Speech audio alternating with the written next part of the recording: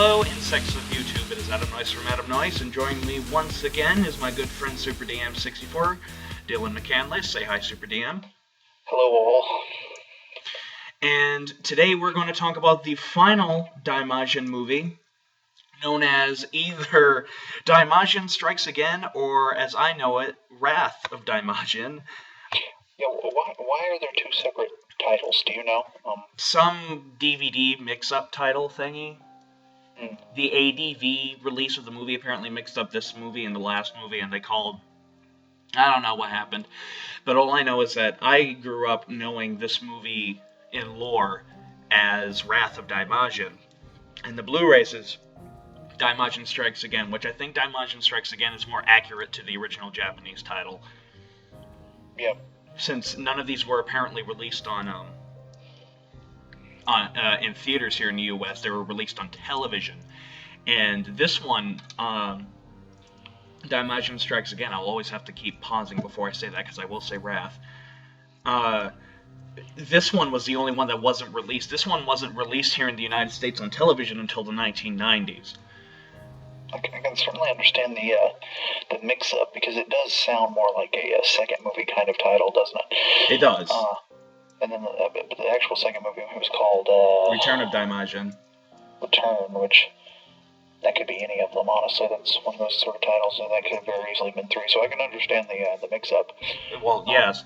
But, you know, this one was definitely, like, I remember when I saw the trailer for the Blu-ray before it came out, it said that this movie was rarely seen. And I did some research on it, and that is very true.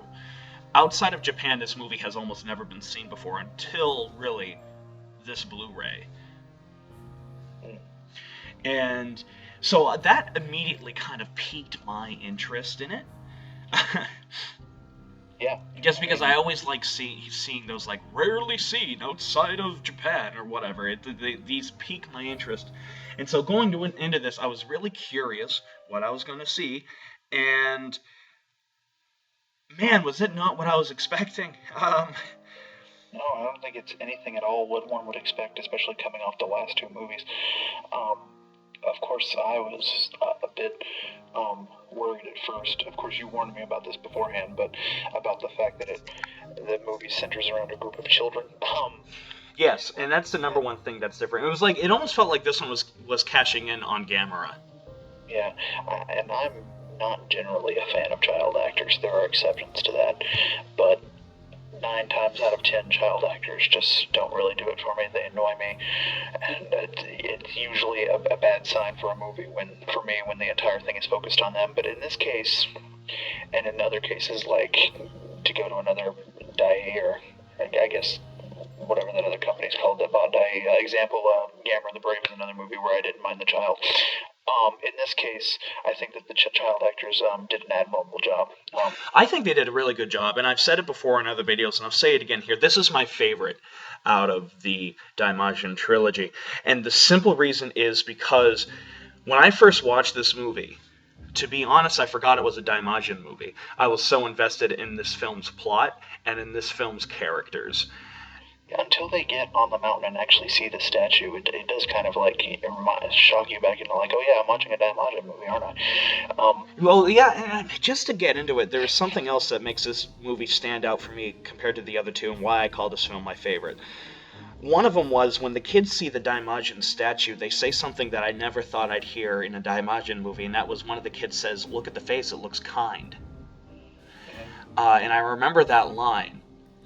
And it has always stuck out in my head on this movie, and that actually, believe it or not, sums up Daimajin's character in a nutshell in this movie, which is a stark contrast compared to the other two, where he's very much the angry god, and even in the beginning of this film, he is a rather pissed off motherfucker. Yeah, I mean, he still has those vengeful qualities, but he has more of a duality that one expects from, like, you know, the traditional way that people tend to view gods in mythology. He's got this duality going on where he is both the wrathful destroyer and the kind protector. Yeah, well, this one, unlike the other two, Daimajin 1 and 2 open up with the typical Japanese opening credits and so on and so forth, and then it goes into the movie. This one has the title card, and that's it. And it throws you in, like, you see all these tidal waves hitting, you see mountains collapsing, and you just see all these extreme close-ups of, like, a hand, and then, like, goes across the screen, extremely creatively shot, and it builds up. Like, if you hadn't seen the previous two Daimajins before seeing this, you'd be like, oh my god, what the fuck is that? A great build-up, in my opinion. In my opinion, this film has, in my opinion, the greatest build-up for Daimajin in all three of them, even though his build-up in Return of Daimajin is extremely good. I mean, it takes a bit more time to do it, and I think that's really the difference. This is the longest of the three movies, isn't it? Yes, yes. But, you know, after watching it again this most recent time, I noticed that even though Daimajin, this is actually the shortest attack for Daimajin, and he actually has the shortest amount of screen time in this movie. This is the longest Daimajin movie, but it's the one that has the least Daimajin in it. It has the least Daimajin in it. What's interesting is that I like the aspects of the hawk being Daimajin's eyes.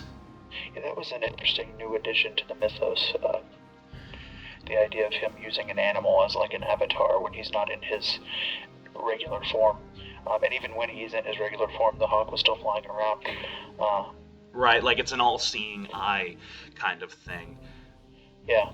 And which that's a very, again, going back to like Asian mythologies, that's a very common thing for gods to have, you know, avatars that they travel the planet with. And so it was interesting to see that idea applied to Daimajin. I thought it was a welcome addition to the mythos. Agreed, and I completely agree. The thing that really just strikes me about this movie actually uses the least amount of visual effects out of all three as well. This movie has a lot of. I'm gonna say it. This is the most beautiful one out of the three. It does use the least visual effects, but when they do show up, they're really fucking good. They're really good, and something that really separates this movie from a lot of other kaiju films in general, even fantasy films in general. And this is what also kind of inspired me to base my third book in the Godzilla saga, Godzilla vs. Titanosaurus in the Snow. This film takes place in the winter, or a majority of it takes place into the late fall, early winter. And when Daimajin shows up, it is full-on winter. In fact, there was a snowstorm that came through, and he attacks during the winter. Now, that is a filmmaker's worst nightmare, is filming in snow. It is a worst nightmare because you can't always match up what they look like. I mean, if you watch my films, that's why half of the movies wound up taking place indoors. Because a lot of times the snow would melt by the time we'd film half of the scenes, so we move them inside. But the good thing about it is, it may be harder to film. But when you pull it off, it looks fucking beautiful. It looks gorgeous. Like the shots of Daimajin walking forward and the snow blowing across his face. Wow. I mean, to give an example from another movie, that's not even kaiju related, but another example of beautiful snow scenes, the last fight at the end of Kill Bill Volume 1. Oh yeah, exactly. Is something that's always stuck out to me in terms of how beautiful something can be set in snow. And my two favorite effect shot in this movie, which are when Daimajin rises out of the snow holding the little boy. Oh, so beautiful. Oh. And then the part at the end after he's killed all the villains and his body turns to snow and then blows away on the breeze. Both use the snowy atmosphere to a beautiful effect. Yeah. Another thing too that I would like to note about this film is that they used a different mask for Daimajin. His quote-unquote skin is actually like green this time. It is green this time. However, to me, that it didn't bother me like it did on some reviews that I've seen of the film. It didn't bother me because it reminded me a lot of what is it called? The Statue of Liberty is built out of it. Copper. Yeah, thank you. And the copper turns green. I think it turns more green and cold. But I think I'm thinking too much into that. What I wanted to say was that they changed the mask on Daimajin in this one to look less mean. And that goes along with the characterization. Yeah, this Daimajin is definitely not the one that we saw in the first two. Well, this is something we've touched on with all three of the reviews, is his character progression. And, you had noticed that thing about how the sky changes colors from movie to movie. Yeah, the sky progressively gets a lighter color. In the first movie, just to recap, the first movie, the skies are red. In Return of Daimajin, they're green. And then in Daimajin Strikes Again, they are blue. And it's interesting because in the first movie, as you said, the skies were red, and that's a warm, fiery color. And in this movie, we have the blue, but also the color that sort of gets associated with the villains is this bright, sulfury yellow, which is another warm, fiery sort of color. Exactly, yeah. And we'll just, again, go like in the other two reviews, we'll hail the visual effects first off, because the visual effects in this film, though minimalistic compared to the other two, are absolutely gorgeous. I mean, it's one of those where you don't see as much of the thing you came for as you would with the other two entries, but when he's there, I mean, they really showed off their skills. Yeah, and even though he's not in this movie as much as he is in the other two, for me, it's worth it because the story and the characters were that good. However, there's one shot where they're first off, what I like about this, they up the ante against Daimajin, because instead of this being like a city up against him, it's an entire fucking army going up against Daimajin with fucking cannons. And rifles. Lots of cannons. And one of my favorite shots are when the explosions are going all around Daimajin, and it's like the wind just blows them out of the way. Yeah. And you just see him walking forward. Oh, it's such a beautiful shot. And I was literally lying down in bed just smiling, like, yeah, this is great. There's only one thing that stuck out to me in a negative way about the visual effects in this movie. There is one matte painting that was very obviously a matte painting. The first time that they cut to the enemy camp, and you get that big shot of everything, and there's that mountain that's behind them is very clearly a matte painting. Very clearly a matte painting, and I think that goes back to the smaller scale that these Daimajin films are set on. We've talked about how that makes the Kaiju action look so much better because the models are bigger and more detailed, but you also have to get closer up to matte paintings. Exactly, yeah. That was the only thing I was like, well, that took me out of it for maybe a split second. But other than that, the effects in this were just gorgeous. Yeah, and then we finally get to see Daimajin use his fucking sword. Yeah, he just had that thing sheathed the whole time. Although I'm not sure if I would have had him stab that guy, because the whole thing in the first two films, and I know this film is very different from the first two films, but the whole thing in the first two films was he would kill the main villain in the way that they were going to kill the other villains. And in this movie, the guy assassinates people by dropping them into the sulfur pit. Now, Daimajin does drop this guy into the sulfur pit, but he's already dead when he hits it. I guess it didn't bug me, because the awesomeness of seeing Daimajin stab the guy and using his sword. But it didn't really bother me. It just I was hoping he would drop him in alive. Yeah, I guess I could kind of agree with you, but it didn't bug me like that. The thing that I always loved about that ending is the guy who made the two kind of wooden statues, or the wooden toys for his kids, is after the villain drops in there, suddenly you see them float back up. Yeah, that was and I thought that was, for me, I thought that was an absolutely beautiful touch, because one of his kids were dead. Yeah. And I think that was just an absolutely beautiful touch. I flat out think that this is the most beautiful one out of the trilogy, in terms of style, in terms of characters, in terms of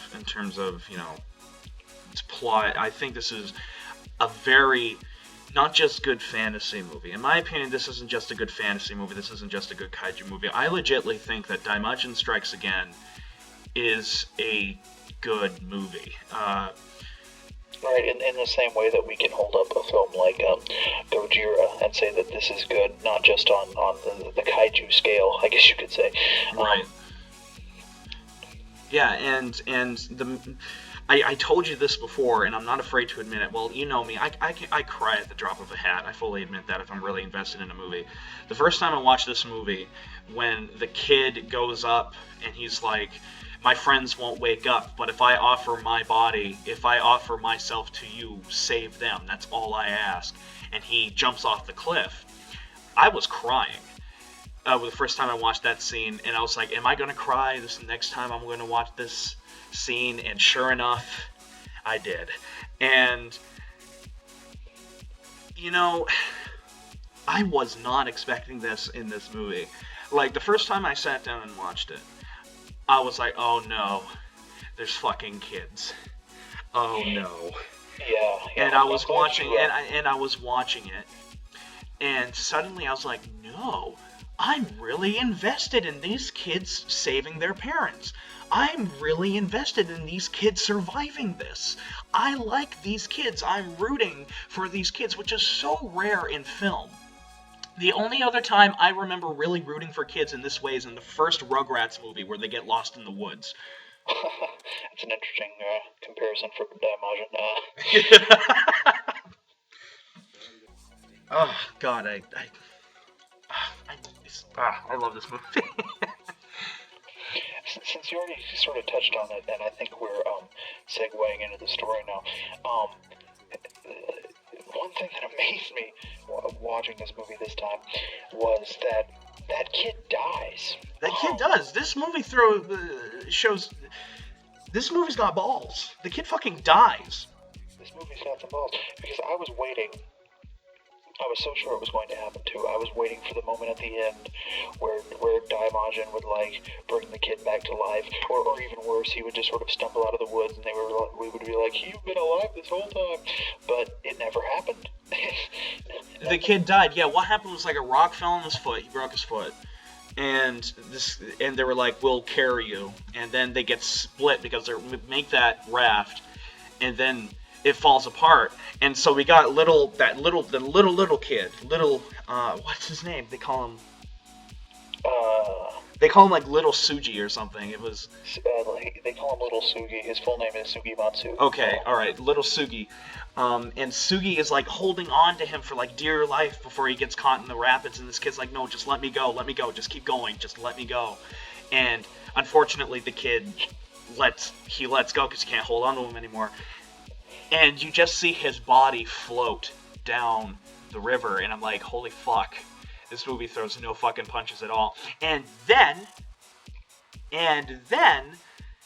Little Sugi and the tall kid, the taller kid, almost freeze to death. Yeah, they were on the verge of death. This movie throws no punches whatsoever. And then the parents that have been captured by the bad guys in this movie, several of them get killed by being pushed into a fucking sulfur mine. And those people that you know, the ones that come from the palace, yes, to help rescue the captured bloggers, they wind up getting crushed by Daimajin when he first awakens. So it's like people are just dying left and right in this movie. Yeah, which is so funny because it's like this. You'd think that this film would be the most G-rated out of them all, when it's not. No, you would never see this in an American film. No. And it's interesting because in the first movie they make such a big deal out of killing that one woman. You know, like, yeah. Like in the last two movies, when somebody dies, it's a big thing. Like, you know, the villains, of course, they all get killed off, but the main characters, like the quote unquote good characters, if any of them die, they make a big deal out of it. And this one, it's like, no, people are dying. People are.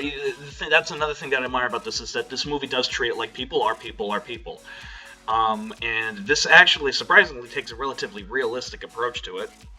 Yeah. And they just fucking die. However, the thing that really makes me like this movie, in terms of all the others, is the fact that the characters hold up as good characters. We have one of the kids is the natural leader. One of them is clearly like the tank of the group. He's not quick, but he can hold a lot of shit. You know, he's the big kid. Another one is kind of the adventurous one, the one that can, you know, move quickly and swiftly. While the other one is basically the little Sugi. He's basically the moral center of it, where he's the kindest one, the youngest one, the most wide-eyed out of the group. And then we have. He also has really good aim. Yes. And to me, this is just a good film. And I know I've said this like a million times, and now I feel like I'm just beating a dead horse. But it really does, this film, unlike the other two, this one really 100% does throw you into this universe. This one, you're not just waiting for Daimajin to show up and fuck shit up. That's just an added bonus in this film. This film, you legitimately want to see these kids succeed. You want to see their parents or family get back and safe and sound. And you are legitimately invested in what's going on around you. And not only that, but this film is absolutely beautiful to look at. 90% of this film, compared to the other two, is filmed on location, filmed on the actual places in Japan. And it's absolutely breathtaking to look at. It is a very beautiful movie, especially after the snow happens. Yeah. Which is rather late in the runtime, but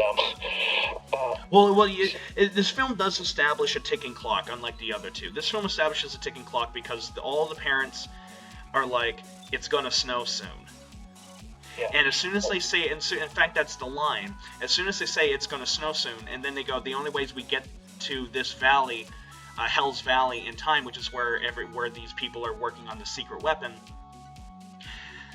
is that the only way we're going to get there in time is if we go over Daimajin's mountains, and we're not allowed to go through Daimajin's mountain because, well, fucking Daimajin is there. But the kids go. Well, there's another ticking clock established early on too, in that the whole reason, of course, that the loggers are kidnapped in the movie is because, like Samanosuke from the first film, the evil lord from this film, whose name I do not know at all, has an ambiguous construction project going on. Which I love how this one is like clearly like, we have no idea what this is, so we're going to say it's a secret. I mean, I'm pretty sure what they were making was like gunpowder and cannons and stuff. Just because. I was about to say that it's a little bit less ambiguous than the Samanosuke one, because clearly what they're building is some sort of fortress, and there's obviously weapons forges there because they talk about how they're making a bunch of weapons there, and there's a sulfur lake and all this other stuff going on. So it's clearly this fortress/weapons factory that they're building to strengthen their troops and invade the other lands. But anyway, early on in the film, they say that the construction project will be finished in 2 days, and that after it's finished, that's when they're going to attack. And so even before you have all this introduced about the snow, you know that they're like, this is going to take place over the course of 2 days. And the movie does. The movie does take place over the course of 2 days. Exactly. And, well, it takes place over the course of, I think, 4 days, technically, but when we find out about that ticking clock, there's 2 days left. And Jesus, it's just, to me, oh my god, like, to me this fixes almost every problem I have with the first two films. This has a good plot, has good characters, and, you know, man, I'm almost at a loss for words for this film. And you know, I was so excited to do this review, and now I'm almost at a loss for words. Well, since we've been praising the story so much, to talk about some of the slight flaws, because of course, you know, no movie is perfect and there are flaws. Obviously, the villain isn't all that memorable this time around. I mean, honestly, the only truly memorable villain we have in the Daimajin is the first one, Samanosuke. Partially just because of that awesome fucking name. I don't really know this guy's name at all, but he's very much the same as what we had in the last two movies. He's a power-hungry warlord who wants to invade the other countries, and that's pretty much it. I mean, he's got this added, like, twinge of cruelty to him that I like. You know, he pushes people into a burning lake of sulfur, but overall, he's not all that memorable. Not that that's really that much of a detraction, because it's not, because this movie isn't focused on them. Right, the movie It's not. focuses on- Unlike the last two films where it's pretty much focused on we've got to save our people, and those are clearly the bad guys, and it focuses quite a bit on the bad guys. This one, it's not supposed to focus on the bad guys. You're supposed to focus on the children trying to save their family. Right, and that is where the focus lies. Is there anything else that's sort of like a slight... Like for me, your complaint there never bothered me because of the fact that that you're supposed to focus on the kids, not so much the guy or the villains. I don't know if it so much bothered me as much as I would have liked, I would have liked something. I mean, I'm not saying it as really a minus to the film. I'm just saying that is one area in which the story falters maybe a little. Another thing is, you do get invested in the children, but it took me. It was kind of slow to start for me getting invested in the children. I think the moment when I finally was on their side, I wanted them to succeed, was. It was not long after they started their journey and they were traveling through the woods or whatever, but, and I guess this is just because of me and child actors, but it took me a few minutes to really get involved with them, you know what I mean? See, I didn't have that problem. You see, I was pretty much invested with these kids when little Sugi came back for the second time and was following them this entire time, and I was like, this kid clearly wants to go. And then after that point, I really started getting invested in these kids when they started climbing those rocky hills, those rocky mountains. Yeah, it was around the same time for me as well. It was once they were out in the woods on their adventure, it was fine. It was just the opening scenes with them in the village and all that stuff. I was like, I'm not really sure if I'm going to be able to get into these kids. But once they start going on their adventures and their characters start to shine through, it's very easy to get invested with them. I don't really have any. There are no major complaints with this one, I don't have any other real complaints with this one. And it's interesting to know, the director of this film, Kazuo Mori, he's mainly known for really plot-heavy, human-driven samurai stories.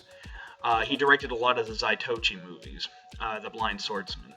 And so once I found that out, I suddenly realized, yeah, this really does come out in this film, because this film definitely is the most human-centric story out of the three, which is kind of ironic.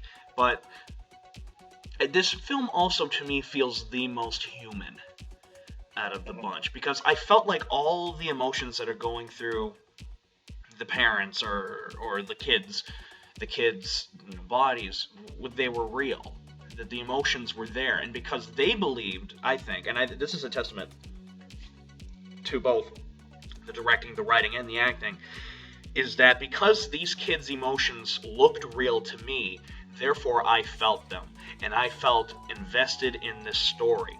And that didn't necessarily happen in the last two of the Daimajin films, but it happened here, and it is really that thing alone, that whole complex ordeal here alone, that is why I sit back and say, if I was to pick one, I'd say Daimajin Strikes Again is the best one out of the trilogy. Well, with regards to the first two Daimajin movies, it would happen, in places. There would be characters here and there who you really related to. Like, I think the princess in the first movie, we talked about that fat guy in the second movie. Yeah. The good thing about this movie is it really sort of has that across the board with regards to... It's pretty much across the board in this film, exactly, Dylan. In regards to the main cast.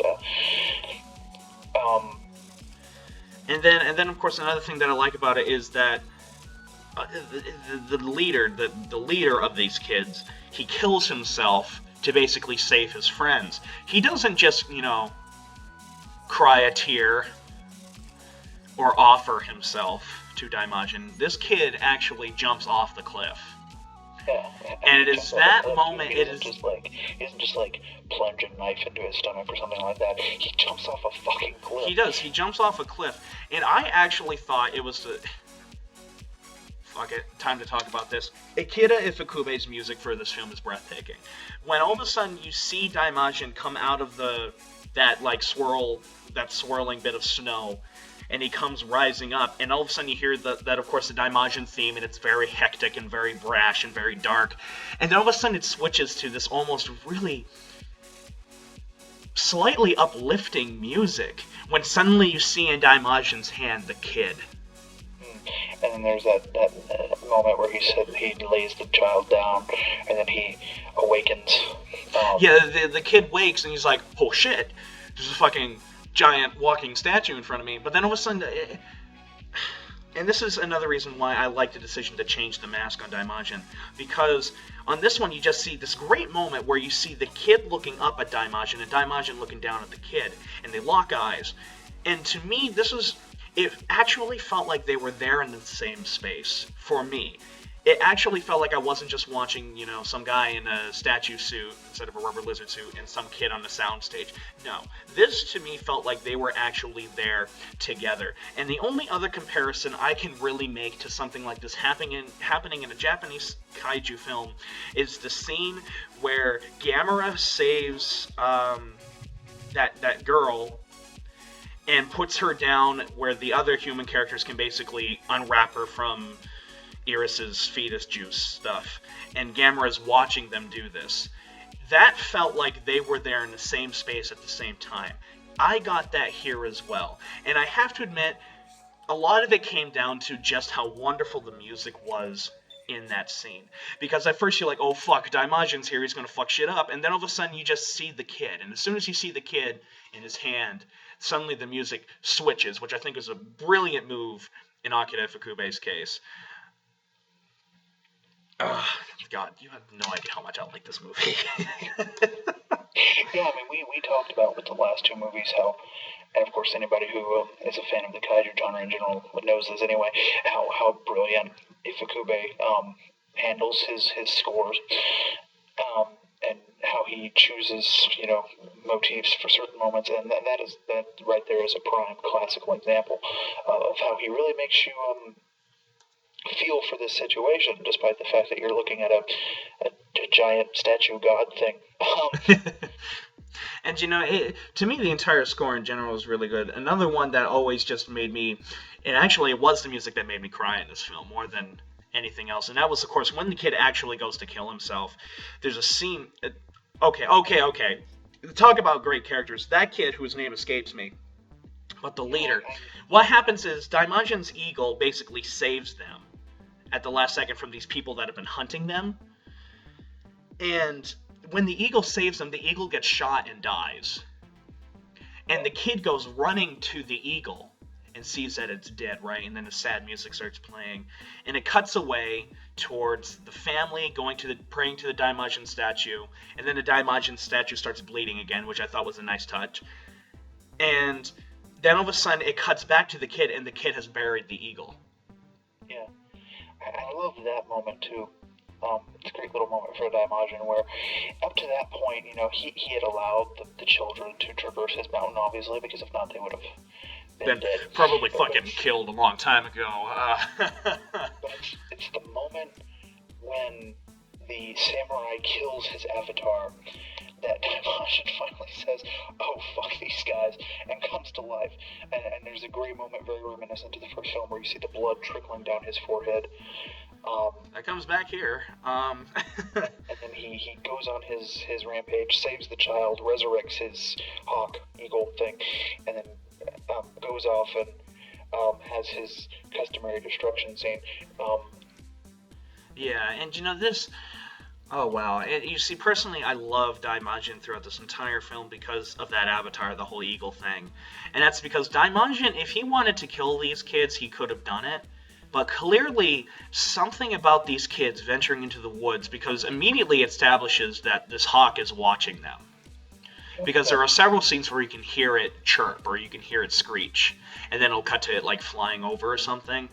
And Daimajin could easily kill these kids, but for some reason he doesn't.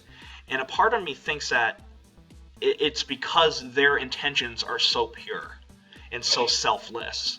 Well, I mean, when you go all the way back to the first film, and Daimajin's thing has always been, punishing those that deserve to be punished, punishing the corrupt and the evil. And so I think it was a nice decision to give him this sort of affinity for sort of the innocence of these children, and the way they very respectfully ask him to allow them to cross his mountain and all that. They do, yeah. The kids do say, "May we cross your mountain?" They actually pray before they go into the mountain. They're like, we've got to do this. And throughout the entire film, they acknowledge the fact that, Daimajin, you're at least letting us go through your woods. Throughout the entire film, there's scenes where they'll get down and pray and stuff like that to Daimajin. And another thing that I like about Daimajin, too, is that the villains in this film are not directly hurting Daimajin. They're not. It isn't until his avatar shot that suddenly it's like they cross the line, as you said, Dylan. But that whole thing with the innocence...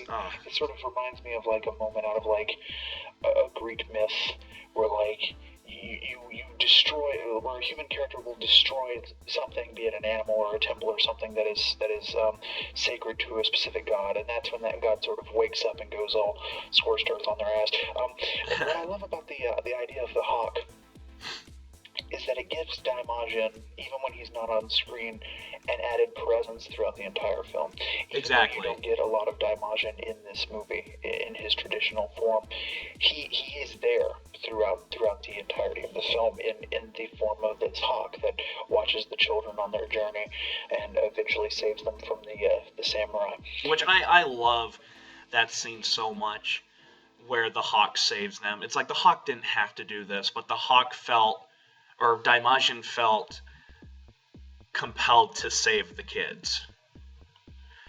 And I thought that was just such a good moment. And for me, this is the definitive Daimajin. For me, this is the definitive Daimajin. He can be pissed, he can be angry, but in the end he shows compassion to the ones that are worthy of his compassion. And all of the main human characters, other than, the villains, of course, respect Daimajin. They might not like Daimajin, but they definitely respect. There's that level of respect for him throughout this entire film that this village has. And we don't even ever get any confirmation about whether or not the villains in this film were aware of Daimajin before he shows up, right? Or whether or not they're aware of his mythos or whatever. Because they were, because they need to go there. The reason why all these people get lined up at the sulfur pit from that village is because they supposedly know a trail through Daimajin's woods. Or Daimajin's mountain. They obviously know the mountain as the Majin, the mountain. Yeah. But until he shows up, and the look of shock on their face, it's clear that maybe they didn't really know all that much about him. You know what I mean? They're like, what the fuck is that? Well, of course, that'd be my reaction too if I saw a giant statue walking towards me. He's clearly the god of the neighboring country. Even though the villains obviously were aware of his mountain. So when he shows up and just starts killing everybody, wrecking their shit. Also, this attack is very colorful too. Like, I love the mixture of greens and yellows. Yeah. Especially when he tips over the sulfur, the sulfur cup thing you make jiggers that everyone's hiding on. He tips them over and the yellow liquid goes everywhere. I just thought it was beautiful to look at in terms of it's just the mixtures of colors, like the white, the yellows, and the greens and stuff. I thought it was a beautiful mixture. I'm 100% sure that I'm overanalyzing this, but... He's like fully admits it. I'm 100% sure I'm overanalyzing this, but I'm going to say it anyways. I talked about earlier how Daimajin in this movie shows the highest amount of dichotomy, where he is both wrathful but also just. And the color blue in this movie represents the just, the good. The color yellow represents the sort of the darker side, the evil and the wrath. And then what color is Daimajin's face in this movie? Green, which is a mixture of blue and yellow. I actually don't think you're really too overly thinking this, because let's look at the directors. All three of these directors, I actually did some research and looked them up. All three of these directors are known for their really character-driven, smart samurai flicks for Dai. mainly Zaitochi. And Zaitochi films are very... Excuse me if I'm butchering that name. I've never said it really out loud before. But I am a slight fan of those movies. And they're usually pretty smart. They're really, really smart. And some of them are even full of a lot of allegory. And so it doesn't surprise me that these films would have something like that in there. Or at least in terms of the sky. Maybe not so much the green mask, but at least in terms of the colorations of the sky. That is certainly the part that I feel that I'm definitely overanalyzing. But it's interesting to think about. It really is. I think these movies, in terms of how they're made, are smarter than a lot of people give them credit for, especially this film. I believe this film is very intelligent in terms of both how it's written and how it's executed. It's also interesting to know that this is indeed the shortest Daimajin attack out of all three. Yeah, I mean, he doesn't spend a whole lot of time killing the villains. I mean, not that he has to. They really put up a very pitiful effort to stop him. They don't even try to blow him up like the last ones did. Well, they fucking had cannons, though. They had fucking cannons, though. I have to admit, the scene with the cannons firing at him was rather awesome. There was a point, though, during his destruction scene where, like... The main villain spends the majority of the destruction scene running away from him. We see him going into the attic and or that like little storeroom or whatever, and Daimajin's reaching in. Then he runs out and he runs onto the top of that thing and goes down the fucking like the zip line. Yeah. Sitting here looking at this thing and like, where's the yakety sax? Like, this is like a classic chase scene. Like. That's fine. This giant fucking statue god is chasing you. What else are you gonna do? No. Zipline. I also like this one. Definitely has the most extensive use out of like actual size props versus the miniatures. Like, there's a lot of scenes with like the hands going to grab the villain or the feet stepping down. This one definitely has the most use of that. Yeah. I mean. And you know what? It really wouldn't surprise me if this was the film that had the smallest budget out of the three. Like, this was kind of the one that they were like, oh yeah, we should make a third one. Oh yeah, here's a couple bucks.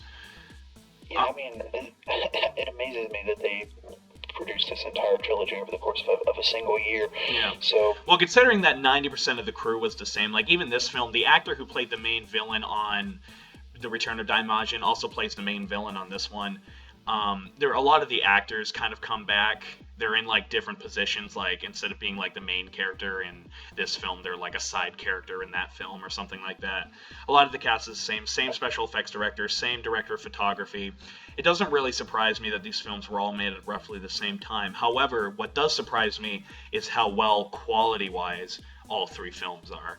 Yeah, it's very interesting that they could produce an entire trilogy that are this good over the course of a single year. You know, even Toho, that was this huge kaiju factory at this time, never really did anything quite like that.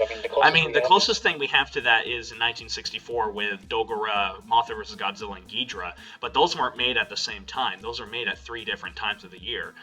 Right. These were all made at the same exact time. They were filmed Lord of the Rings style. It's These are like the Lord of the Rings on crack. What are you talking about? These were all released the same year. These are all released. That's going to be my glowing recommendation for the Daimajin Trilogy. If I had like a blurb, like on a commercial, it would be the Lord of the Rings of the Kaiju genre. It's so true the more I think about it. But yeah, to produce this all over the course of 1 year is really astounding, especially to how good they are, especially the first and third movies. Obviously, the second movie is the least. It's the least good. Other than the effects. The effects are so good on the second one, but we've already gushed about the effects on the second one enough. This really is. I like you told me through Facebook you compared this to the Gamera trilogy and which one you preferred. So I'm going to ask this right now before we do anything. Like, which one is your favorite? I think this one is the highest scoring. Definitely, I think it's objectively the best movie. But much like the Heisei Gamera trilogy, I think the first movie is the one that I'm most likely to just sort of randomly pop in to enjoy. So, it's hard to say which one is. I have the same problem with the Heisei trilogy. It's like, well, I think Iris is the best, but I watch Guardian the most. It's interesting. So I don't know if I can really say that like as you do, that the third movie is my favorite, because I tend to evaluate that on a scale of which one am I more likely to just pop in and enjoy when I need to enjoy a good movie. So I can't really. On that basis, I have to say that the first one is probably still my favorite, in that it's the one that I'm the most likely to pop in and enjoy. But on an objective level, in terms of quality and just smart storytelling, I think that this one gets the highest marks. Yeah, and of course I've already established that this is definitely my favorite one of the Daimajin Trilogy. However, I do actually kind of agree with you on several things. If you just want to put in kind of like a mindless movie that's not so dumb that you drool, but yet it's not too overly smart, yeah, the first Daimajin is the one that you'd probably most likely pop in most of the time. On the other hand, if you just want to marvel at some special effects, watch the second one. Watch the second one. However, this is really the smartest one, and for me, a lot of times when it comes to trilogies, now of course this is completely different because all three of these stories revolve around something different, around different characters, different universes, stuff like that. However, I am very biased towards finales, and I fully admit that. Return of the King, The Dark Knight Rises, Mass Effect 3, because I usually love the hugeness of finales. Return of the Jedi. Return of the Jedi. Oh yeah, Return of the Jedi. Because I like the whole thing where the first two films build up this grand finale. And I've always liked those, seeing everything come together, and that's usually why I've always preferred finales. However, in this one, I legitimately think that it is the third one that is the best. Not for that reason, because there was no build up on this one. It was just, this is a general movie that happens to have Daimajin in it. And this one, to me, is the definitive one to watch. If you want to watch something for smarts, it is this one. This one is legitimately the best, and I can't say enough good about it. The only thing that I can really say enough about it is go fucking watch it. Watch the entire fucking trilogy. Buy that wonderful Blu-ray that came out for it. You would enjoy this movie in the same, which we compare to like some movies that like more Western people might be familiar with. You would enjoy this movie in a deeper way, sort of how you would enjoy like a Hitchcock or a Kubrick. You would enjoy the first movie the way you enjoy like a Steven Spielberg movie. Actually, yeah, that's a very good thing. Yeah. Actually, yeah, that's a really good comparison. That's the closest comparison I think I can make for the second movie. I mean, you enjoy that. Fucking, I guess maybe Tarantino, because I'm guessing Tarantino. I guess maybe Ryuhei Kitamura. I don't know. Yeah, Kitamura, who I often refer to as the Tarantino of Japan. So I'm sorry, Ryuhei Takahashi. Right, Takahashi. All right. So, any final thoughts on Daimajin Strikes Again, Dylan? Or anything else you want to talk about? Watch it. I mean, I think I already mentioned this in the first two reviews, but if you haven't bought this Blu-ray, it's a really good investment for people who are fans of these genres that we are fans of. It's like, I got it for $10 through Amazon. It's very reasonably priced. It's a beautiful Blu-ray. It's probably the best thing I think that Mill Creek has released. So yeah, get this set and watch all three of these amazing movies. I still love your reaction on Facebook when you first started watching these. You're like, how haven't I found out about these things sooner? I know. Like, I had heard of them, but it was like after I watched the first one, and that's another comparison to the first one that sort of compares it to Guardian of the Universe. It's very good at introducing you to the mythos and to the universe. When I watched the first one, I just sort of fell in love with it, and I was like, why have I waited so long to watch this? It was one of those moments where I was sort of kicking myself for not buying the Blu-ray sooner. So go out there and buy it, people. Yeah, like I bought this Blu-ray pretty much straight off the shelf, like as soon as it came out. I actually pre-ordered it. Did you really? I actually did. This is like one of the few Blu-rays / DVDs that I've ever pre-ordered. In fact, I think this is the only one I've ever pre-ordered, and that's because I've always wanted to check these out. And of course, that was from me being a kid and seeing clips on YouTube and trailers, and me also being a samurai buff. this being the perfect breeding of the two genres, so I was like, hell yeah, I'm gonna fucking get this thing. And plus, I really respect Mill Creek. I mean, yeah, they have issues, but they have some major issues, but you know what? I admire their effort. I admire the fact that they are legitly trying to restore these movies and stuff like that. And this literally is one of the most beautiful I'm looking at the case right now, looking at it. It is one of the most beautifully well put together Blu-rays to come out, probably, and I will say this, probably since Criterion Collection's Godzilla. Yeah, these are beautiful Blu-rays. Also, if there's anybody out there who would prefer to watch the movies before buying the Blu-ray, and I can certainly understand that stance. If you have Amazon Prime, the first two are available to watch for free for Prime members on Instant Video. So if anybody out there has Amazon Prime and would rather watch at least the first two before going out and buying the Blu-ray set, which honestly I think the first movie alone is worth the price of the Blu-ray set, but if you would rather watch the first two to make sure you wouldn't be buying something that maybe you're not into, and you have Amazon Prime, you can go watch the first two for free. Exactly. Seriously, do check these out. If you're a fan of samurai film, check this out. If you're a fan of samurai, check this out. If you're a fan of fantasy, check these out. These really are kind of like the fun movies for you. If you want to see the Lord of the Rings of the Kaiju genre, check these out. Not the Ralph Bakshi version. Anyways, definitely not the Ralph Bakshi version. That's for another video. But man, so your overall rating for Daimajin Strikes Again, Dylan? I think I'm going to give this one a 5 out of 5. I really don't have any major problems with it. It's one of those movies that I don't believe in perfect, but it's pretty damn close. So I'm going to give it a 5. No movie is perfect, and I fully admit that. Even my favorite movie of all time, I have problems with. However, I am going to give this movie a perfect 4 out of 4. This movie had me invested from beginning to end, and it's just a roundabout good movie. Not just a good kaiju film, whatever. It's just a good movie. So easily, I give this film a 4 out of 4. Do check it out. In fact, this will always be the one that I recommend the most out of all three.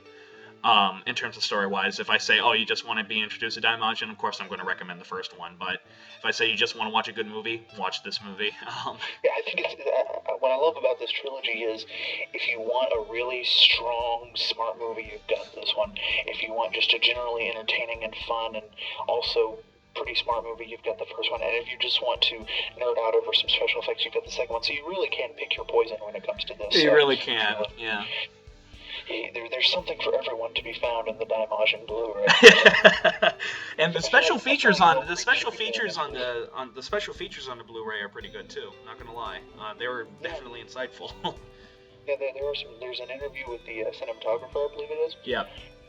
Yeah. Who I also must say did the cinematography for Akira Kurosawa's Rashomon.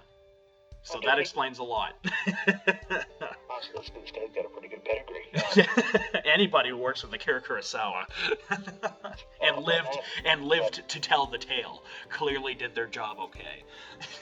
And it shines through in these three movies. Wow, Mill Creek should really be paying us up for this because we are giving them a glowing recommendation. I know. Go spend your $10 now. Go give Mill Creek your money. They also have reasonably priced Ultraman DVDs. I know. Go buy everything. Anyway, go buy everything. No. Wow. Now that we've just completely nerdgasmed over this movie, and Mill Creek, any final words? Anything? Anything to pimp out? Anything about what? Anything to pimp out, man? Oh yes, pimping. We love pimping here on the SOS. We love to pimp on this network. Just my usual stuff that I always do. Check out the SOS podcasts. Check out DFOS. Check out me and Bill's recent addition to our series of Dragon Ball Z movie reviews, if there's any DBZ fans listening to this, where we talked about the recent movie Battle of Gods. And if you don't know, we also did 7 videos last year in which we talked about all the other ones. Look out for the return of Godzilla Odyssey that's been on a little bit of a hiatus because me and Bill were both busy with school, but is coming back now because we're going to be out and have time to write. So yeah, just follow all that stuff. And the only other thing I like to say is that it's been a pleasure to review the Daimajin Trilogy here. I hope we can do more solo, what's the word I'm looking for? Well, solo reviews, I guess. I don't know. Duo reviews, I guess. I hope we can do more reviews in the future, man. We definitely have the most obscure film list, I think, out of the SOS. True. I think we have the most similar taste, to be honest. But anyways, what I need to pimp out, check out my new short film, The Watermark, on Chopper Pilot 5. It's a rather strange, bizarre experience. Like the Godzilla Saga on Facebook. We just reached 110 likes, so thank you all very much for that if you've liked the page already. Also like AN Productions. If you want to, join our group Toho Nation for a bunch of craziness and a bunch of spammers. And yeah, that's really it. Hit like button, hit the subscribe button, leave a comment if you've seen these and you disagree with us or agree with us. I like to hear all of your opinions, even if I disagree with them completely. I do like hearing other people's opinions on stuff. And stupid. If you think we're stupid and this movie sucks and these kids are annoying, let us know and we will debate. Let us know and we will tear you a new one and call you stupid. Because that's what America's all about. Yeah, America. And on that note, I'm Adam Noyce from Adam Noyce, and joining me is Dylan McCandless, aka Super Dan. Goodbye, everybody. And sayonara.